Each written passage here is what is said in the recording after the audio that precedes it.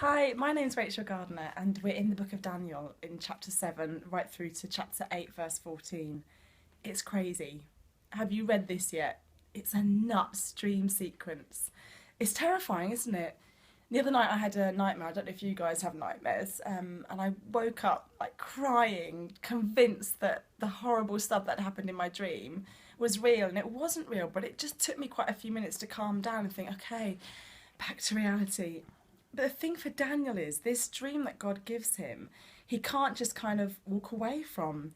He's a trained, experienced prophet. He knows that God speaks to him. And at the end of this dream in chapter 8, Daniel is really disturbed. He doesn't know what to do with this. And look at why he's disturbed. Well, we see these four beasts, these horrifying creatures, this mashup of different animals. And biblical scholars are quite confused, really, about in the end what all the dreams in the latter part of Daniel are all about. But I think for this, they sort of say this is about four different empires who sort of set themselves up against Yahweh, so the Babylonians and the Greeks and the Romans, and empires that would have been quite terrifying.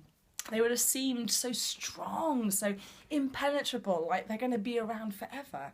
Now, we've got the hindsight of history, haven't we? We know what happens. We know that actually these empires all eventually fell.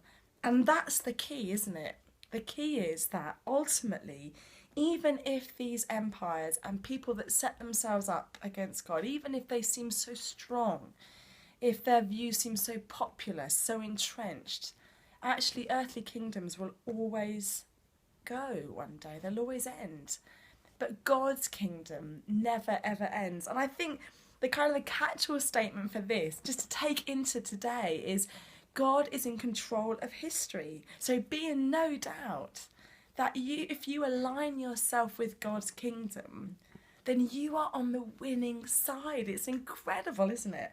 So be in no doubt that God's kingdom never fails.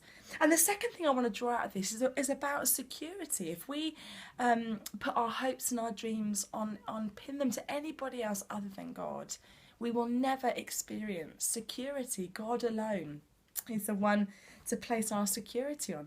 And Daniel introduces the idea of the Ancient of Days and the Son of Man, two brilliant titles. The Son of Man is the phrase that Jesus, years later, uses to identify who he is. It's not just a human title, it's a divine title. It gives us a clue as to what his mission is, to kick darkness until it bleeds daylight. And the Ancient of Days, this wonderful judge who all these empires bow down before, and they don't stand in the presence of God.